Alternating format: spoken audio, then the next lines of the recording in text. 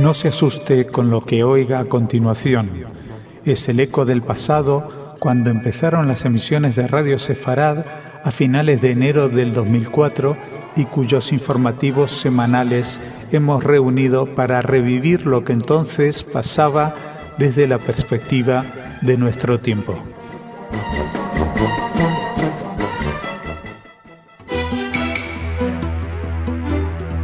Señoras, señores, bienvenidos a nuestro espacio informativo. Estaba previsto que hoy el presidente de gobierno español, Rodríguez Zapatero, recibiera al ministro de Asuntos Exteriores israelí, Avigdor Lieberman. Se lo contamos. También les vamos a hablar de justicia con respecto a los ladrones del cartel de Auschwitz.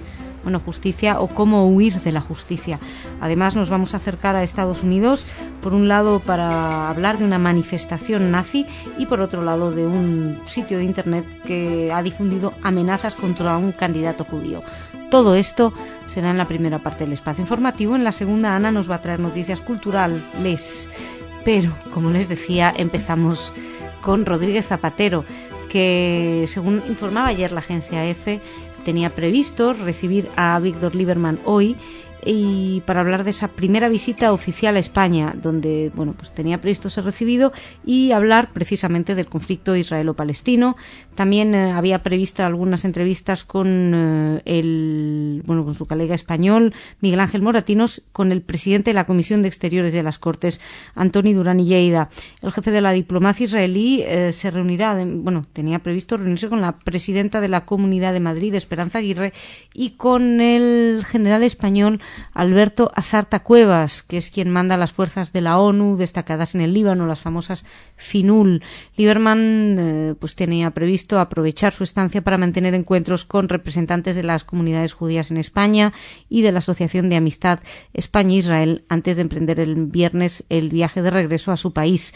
El líder del partido Israel Beiteinu, como saben, hemos hablado mucho de él aquí para la prensa española y para la prensa europea, encarna la línea más dura del gabinete del primer ministro israelí Benjamin Netanyahu, que es de alguna manera quien unifica todas el compendio de imagen más negativa, según la prensa exterior. Y más cosas. Les hablamos ahora del famoso robo del cartel de Auschwitz. Como ustedes recordarán, fueron 3 de los autores que fueron condenados precisamente, entre otras cosas, a ir a Auschwitz. Y ellos pidieron que por favor le dieran un espacio de tiempo antes de ir a prisión, porque tenían que ocuparse, uno tenía que ocuparse de su madre, el otro iba a tener un hijo que iban a hacer en breve, y el tercero tenía que ir a la boda de un familiar, y la gente y los jueces decidieron que sí. Pues estos desaparecidos, que son los hermanos Radoslav y Lukáš M., que habían sido condenados a 2 años y medio, y Pavel S., acusado de conducir la furgoneta en la huida, condenado él a 1 año y medio, no han aparecido. Tenían que venir a cumplir su pena y no estaban. La Corte de Cracovia, como saben, como les estaba diciendo, permitió a los condenados permanecer libres hasta ayer para atender sus compromisos, pero aprovecharon eso para escaparse. El robo de la placa de la entrada de Auschwitz fue considerado en Polonia un auténtico ataque a la historia, ya que los prisioneros que llegaban al campo de exterminio entraban precisamente a través de esta puerta donde se hallaba ese letrero que, como saben, decía: el trabajo os hará libres, y que es todo un símbolo. En fin, suponemos que si se esfuerzan tanto en encontrarlos y volver a presionarlos, a meterlos en cárcel, como se esforzaron en encontrar a los culpables, pues no tardaremos mucho en darles la noticia de que han sido capturados una vez más los responsables del robo del cartel de Auschwitz. Y ahora nos vamos a los Estados Unidos. La siguiente noticia la hablamos hoy con nuestro corresponsal en Los Ángeles, con Gabriel Lerner, y es que habla de una manifestación de grupos neonazis en Los Ángeles. Un grupo partidario de la superioridad de la raza blanca se manifestó contra la inmigración ilegal en los barrios bajos de la ciudad de Los Ángeles, mientras que centenares se reunían para manifestarse en contra. El incidente estuvo cargado de tensión, incluyó varios arrestos, pedradas, y la policía debió utilizar equipos para dispersar las manifestaciones. Los efectivos policiales tuvieron además que separar a los racistas blancos de los que se manifestaban en su contra en el Parque Sur de Los Ángeles, en el que unos 50 miembros del movimiento nacional socialista enarbolaron banderas de Estados Unidos y banderas con la svástica durante más de una hora. Además, que nos contaba Gabriel Lerner de entonar consignas nazis y hablar de Heil Hitler, etcétera. Todo lo pueden escuchar en el programa Desde Los Ángeles, que pueden escuchar a continuación. Y seguimos en Estados Unidos. En este caso, un candidato a un consejo vecinal local explicó que su identidad fue robada y que un sitio falso de Internet fue creado con su nombre. Corey Abram, candidato al consejo vecinal, explicó que teme por su familia después de que alguien llenara dicho sitio con falsas acusaciones y expresiones antisemitas. La Liga contra la Difamación informó que también ellos se hallan abocados a la revisión de este caso. Aparentemente alguien hizo uso del nombre y del retrato de Corey Abram para crear un sitio que se sirve de amenazas y consignas contra el mismo Corey Abram y sus familiares. El actual concejal, George Rotondo, informó que la oficina del asesor jurídico del gobierno se halla investigando este caso y viendo qué es lo que ha pasado. Y nosotros nos vamos ahora con Ana, que nos va a contar noticias de corte cultural.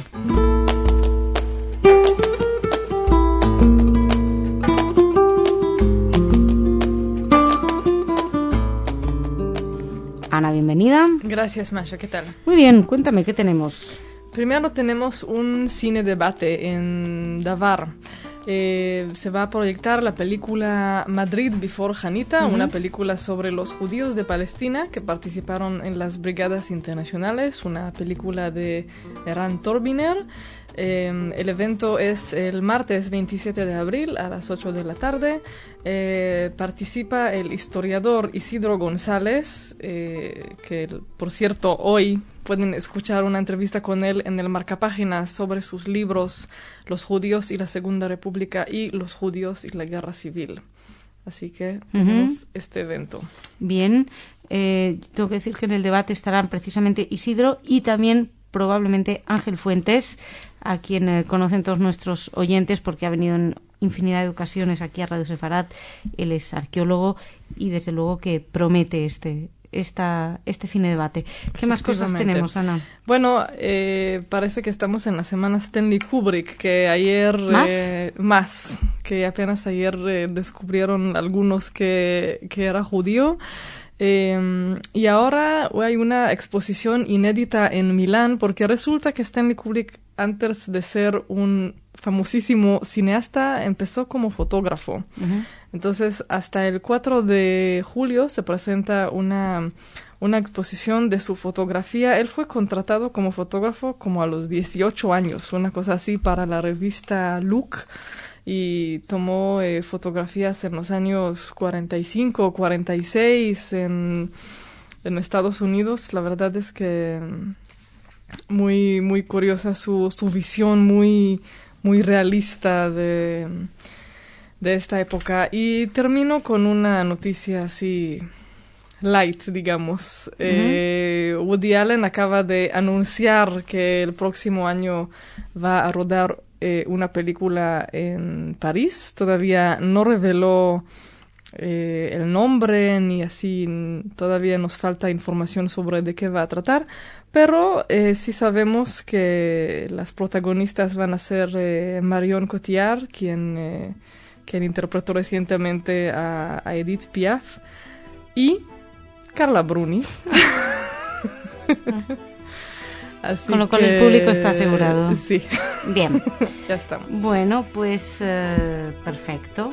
Muchísimas gracias, Ana. Gracias a ti. Señoras, señores, muchísimas gracias. Nos reencontramos mañana aquí en Radio Sefarad con más información.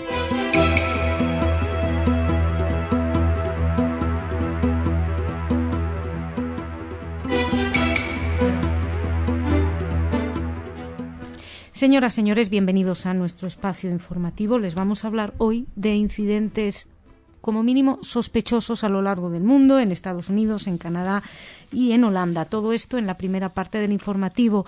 En la segunda, Ana nos va a traer noticias de corte cultural y nosotros hoy estamos sin Jordi, así que les cuento yo que en Canadá Hubo varios incidentes antisemitas durante el acto de Yom HaShoah. Un hombre al volante de un vehículo y una mujer a pie hicieron comentarios xenófobos, parece ser, mientras que la B'nai B'rith de Canadá y la Municipalidad de Montreal llevaban a cabo, como todos los años, la ceremonia que en este caso tenía el título de Toda persona tiene un nombre. Todo esto sobre las escalinatas del edificio de la municipalidad. El individuo que iba manejando gritó una frase que se escuchó, y que venía a decir algo así como: vosotros matáis a centenares de palestinos gratuitamente. Y el segundo incidente, que es el de esta mujer de 20 años, más o menos, que iba caminando por las cercanías de la municipalidad con amigos aplaudiendo y riendo manifiestamente a carcajadas mientras se leían los nombres de los niños que fueron asesinados durante la Shoah. Casi uno se pregunta si no son más idiotas que malos estas personas. Otro incidente, todo esto son incidentes que recogemos del Foro de Coordinación de Lucha contra el Antisemitismo. Otro venía de Estados Unidos.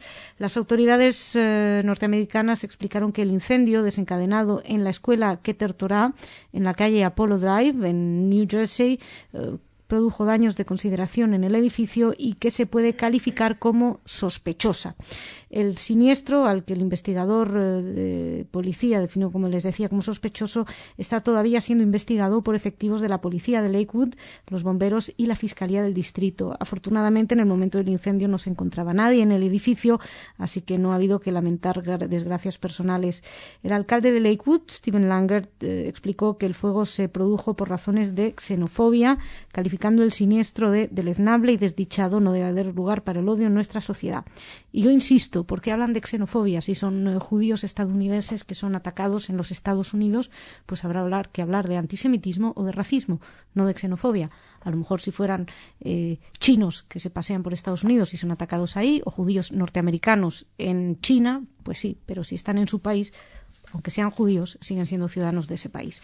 Más cosas. También en Estados Unidos, un grafiti antisemita fue escrito por un desconocido en el camino de entrada de la casa de un hombre judío, Ron Little, en Providence. Su mujer, Judith, convocó a varios medios de prensa para que se viera el graffiti y que todos los habitantes supieran lo que había sucedido. Ella explicó que vive junto a su marido desde hace años, que nunca han tenido problemas con los vecinos. Duda de que que haya sido un vecino quien ha estado implicado en el hecho.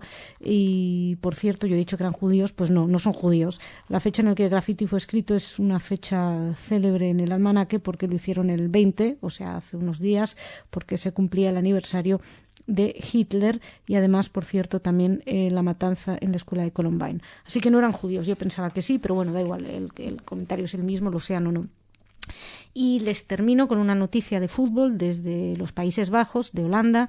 Jakub Lenski, que es originariamente polaco, jugador de las divisiones inferiores del Utrecht, cuyos simpatizantes son considerados especialmente racistas, incluso en Holanda, exigió a la dirigencia del club ser liberado de inmediato del equipo, porque al parecer no puede soportar las insultantes consignas de los simpatizantes contra los judíos. Tienen estos simpatizantes prohibido ingresar en el estadio durante los partidos como visitante contra el Ajax porque tienen miedo a que se desencadenen desórdenes raciales. En el pasado fueron incluso devueltos a los mismos trenes en los que habían llegado a los partidos porque empezaban a gritar consignas racistas y antisemitas durante el viaje. Lenski es considerado uno de los jugadores más destacados con los que cuenta el equipo y dijo que se trata de un ensañamiento personal, que no tiene la menor intención de seguir integrando el equipo. La dirigencia del plantel se declaró impotente respecto al comportamiento de los simpatizantes, pero está considerando medidas a adoptar. Este jugador se puso un brazalete negro en los últimos partidos en los que jugó como señal de luto por la muerte del presidente de Polonia. Y hasta aquí nuestro repaso a estos incidentes sospechosos, como decíamos, y nos vamos con Ana a hablar de cultura.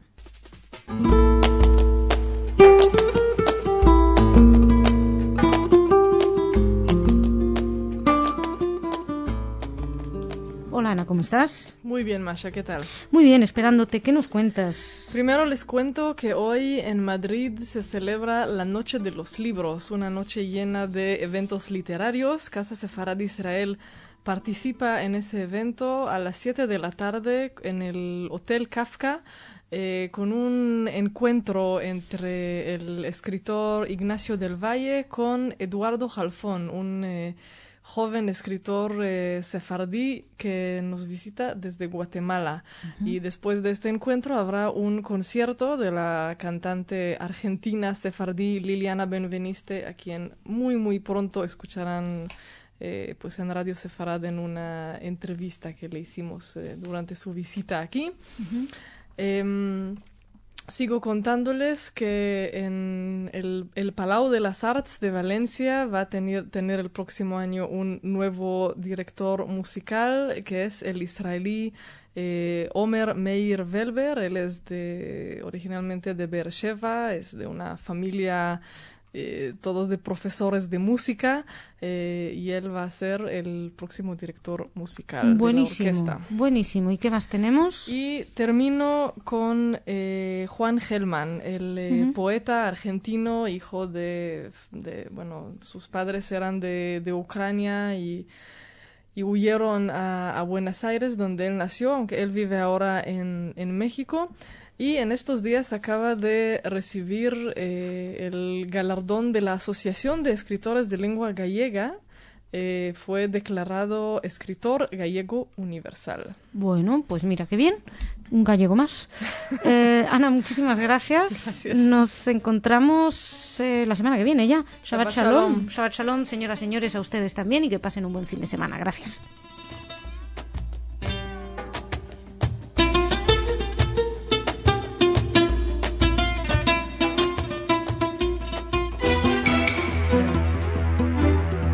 Señoras, señores, bienvenidos a nuestro espacio informativo en el que les vamos a hablar de la muerte de Ali Sweiti, también de un video de Hamas de mal gusto llamativo, y del encuentro del Comité Judío Americano, que empieza hoy, así como de las últimas declaraciones en la onda habitual de Jean-Marie Le Pen. Todo esto será en la primera parte de nuestro espacio informativo. En la segunda, Ana, como es su costumbre, nos va a traer noticias de corte cultural. Pero empezamos junto a Jordi. ¿Cómo estás? Hola, Masha, muy bien. Bueno, háblanos de qué es lo que ha sucedido en Israel con la muerte de Ali Sweiti. Una misión conjunta de la Guardia Fronteriza israelí, el Ejército y el Shin Bet, que se realizó ayer en la zona de Hebrón, mató a Ali Sweiti, miembro del ala militar de Hamas, tras rodear su casa en la aldea de Beit Awa. Los residentes de la aldea llevaron en andas el cuerpo de Sweiti y se produjeron enfrentamientos entre ellos y las fuerzas israelíes.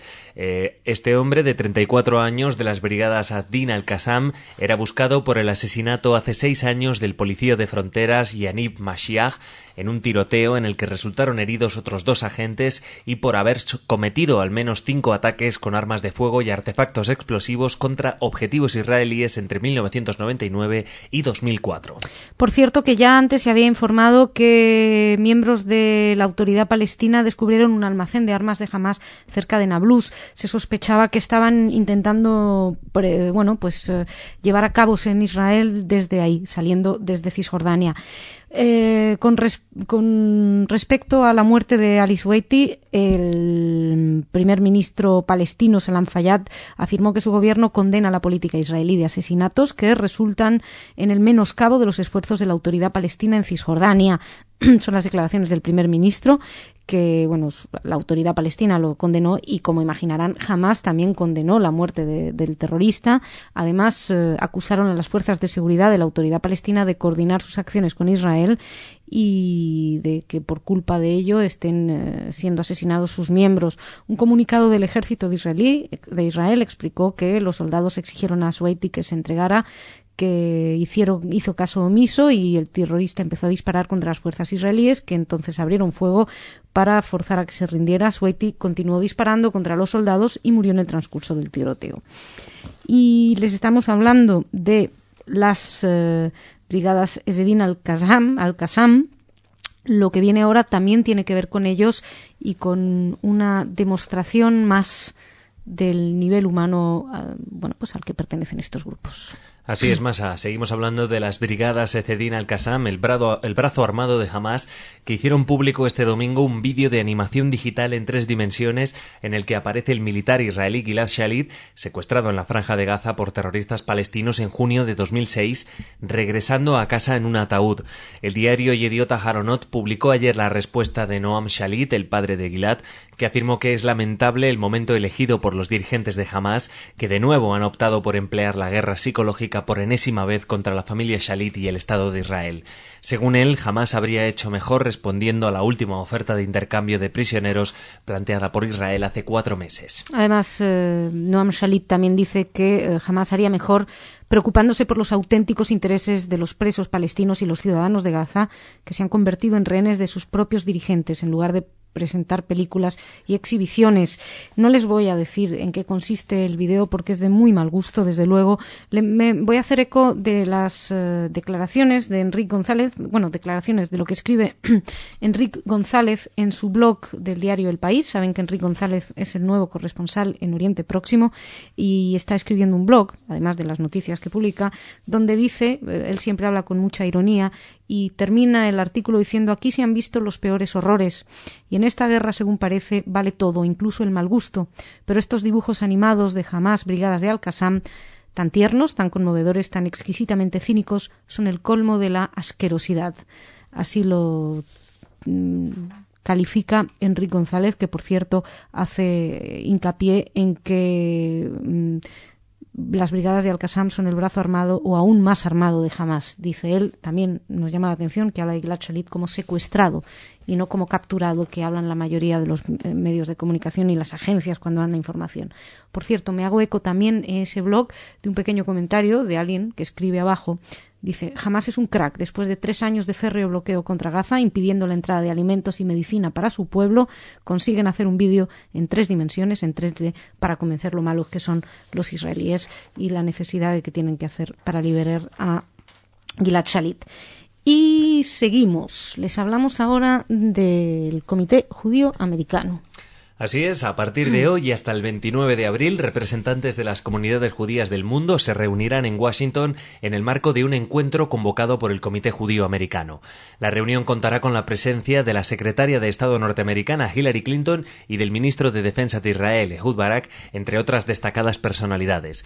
El diálogo con la Agencia Judía de Noticias, dirigentes de las comunidades latinoamericanas, subrayaron que en la reunión tendrá especial importancia el tema de la amenaza nuclear iraní, la relación entre los presidentes de la República Islámica Mahmoud Ahmadinejad y de Venezuela Hugo Chávez, así como también el vínculo bilateral de Israel y Estados Unidos. Según destacaba la Agencia Judía de Noticias, los dirigentes de las comunidades latinoamericanas explicaron que el punto esencial estará puesto en el peligro que representa Irán para América Latina también. Suponemos que van a hablar de esta infiltración que están teniendo, pues por ejemplo, Hezbollah. Se estaba hablando en muchos medios en América Latina. Bueno, sin ir más lejos, el atentado a la AMIA o el atentado contra la Embajada de Israel en Argentina. Ya saben que el AJC organiza el Annual Meeting una vez por año, así que probablemente hablaremos con ellos una vez que se haya finalizado estos encuentros para que nos digan cómo han ido, cómo se han desarrollado. Y terminamos con unas declaraciones de Jean-Marie Le Pen, que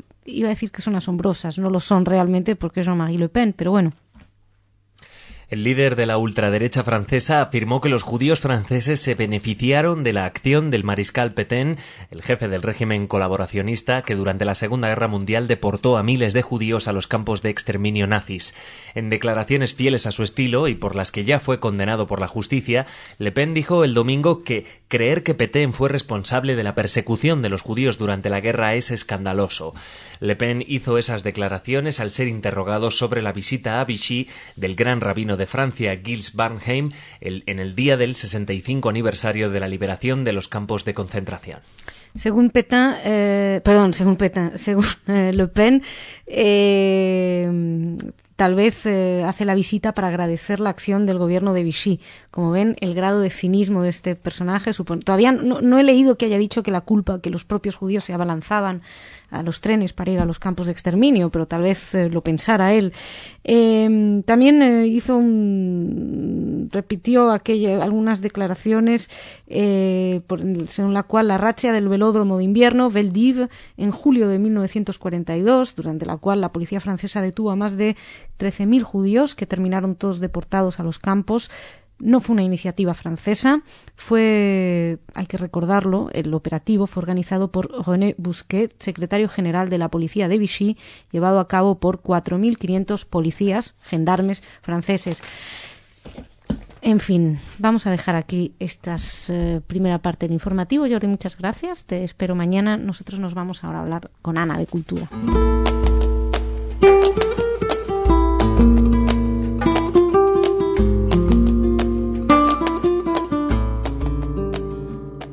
¿cómo estás? Muy bien, Masha, ¿qué tal? Muy bien, cuéntame, ¿qué me traes? Primero les traigo una exposición que pueden ver ya a partir de estos días en Salamanca. Se titula Supervivencia, Testimonio y Arte, Españoles en los campos nazis. Se inauguró esta semana con la ministra de Cultura, Ángeles González Inde. Es una recopilación de trabajos, de obras de arte hechas por españoles que durante la Segunda Guerra Mundial estuvieron en el campo de Mauthausen. Estas obras que han estado reunidas por la Federación Española de Deportados e Internados Políticos, pues ahora se pueden ver en esta exposición en la Sala del Arroyo de Santo Domingo. Hasta el 30 de mayo estará en Salamanca y después pues va a estar de forma permanente en el Centro Documental de la Memoria Histórica, que es un nuevo centro en Salamanca, y nosotros intentaremos hablar con alguien que organiza esta exposición. Buenísimo. ¿Qué más tenemos? Después les quería contar que esta semana arrancó por fin el Festival de Cine Judío de Berlín. Digo por fin, no sé si se acuerdan, hace unos meses comenté aquí sobre cómo este festival estaba a punto de desaparecer porque llevaba ya 15 años y por primera vez le quitaron los subsidios estatales. Y estaba así como, bueno, entonces si ya vamos a cancelar el festival, es el único festival de cine judío en Alemania, ya se convirtió en algo bastante importante. Y pues fue rescatado por algunas organizaciones, algunos grupos así privados, y lograron organizar algo. Fue inaugurado con una comedia francesa que se llama He's My Girl, él es mi chica, sobre un músico homosexual de klezmer. Y otras 20 y tantas películas de temática judía sobre todo el mundo. El festival arrancó bajo el lema "No tienes que ser judío para disfrutar del Festival de Cine Judío". Bueno, está muy bien eso.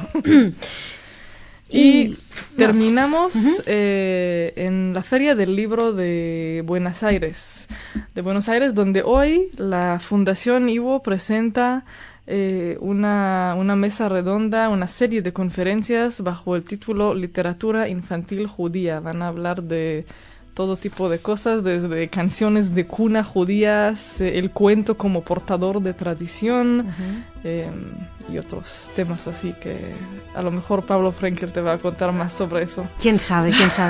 Oye, Ana, muchísimas gracias. Gracias a ti. Hasta mañana, sí. Señoras, señores, muchas gracias por su atención y hasta mañana ustedes también.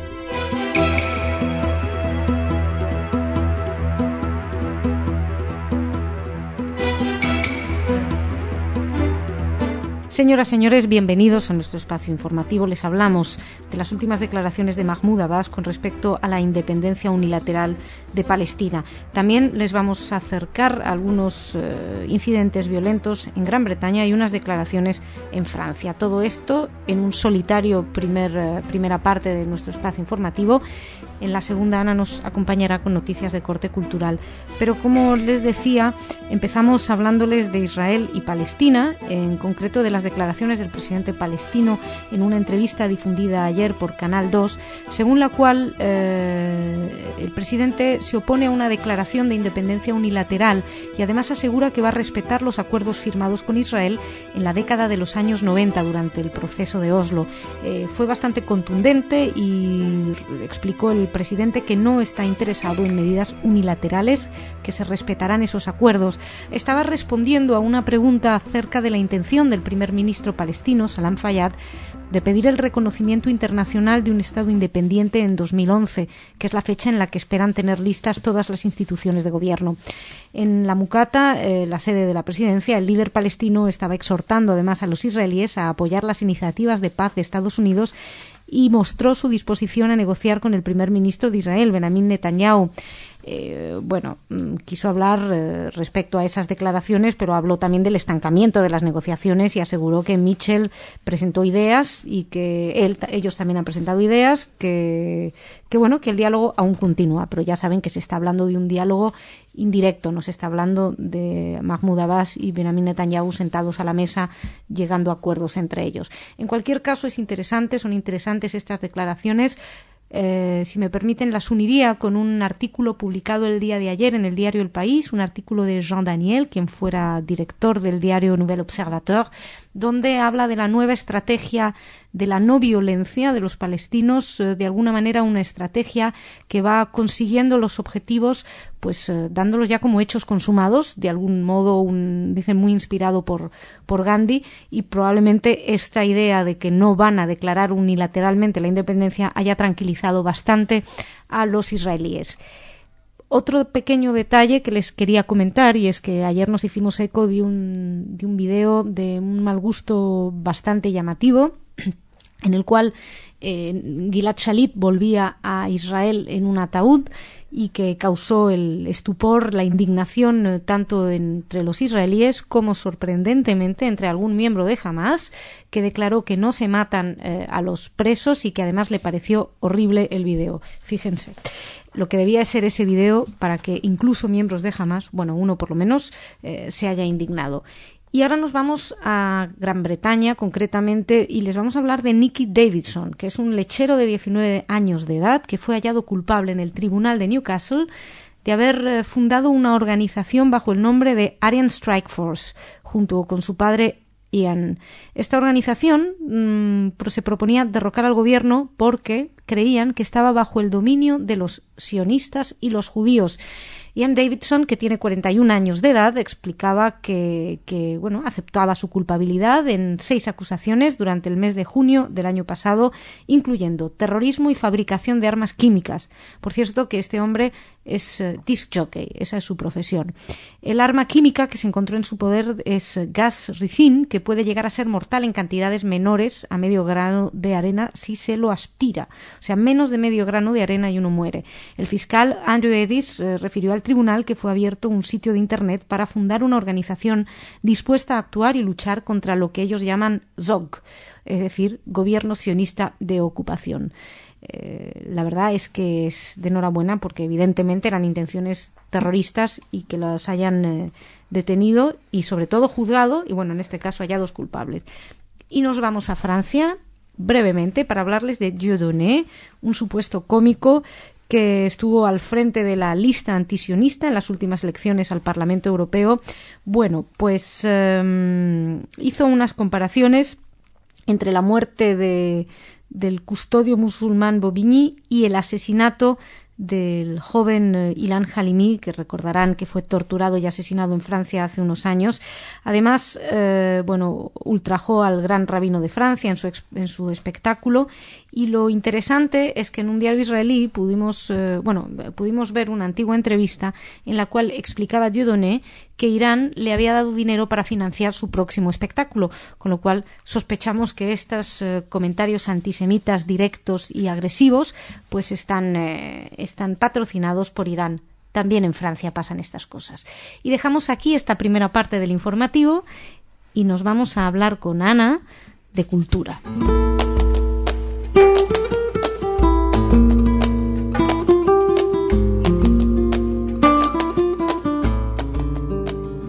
Ana, bienvenida. Gracias, Masha. ¿Qué tal? Muy bien.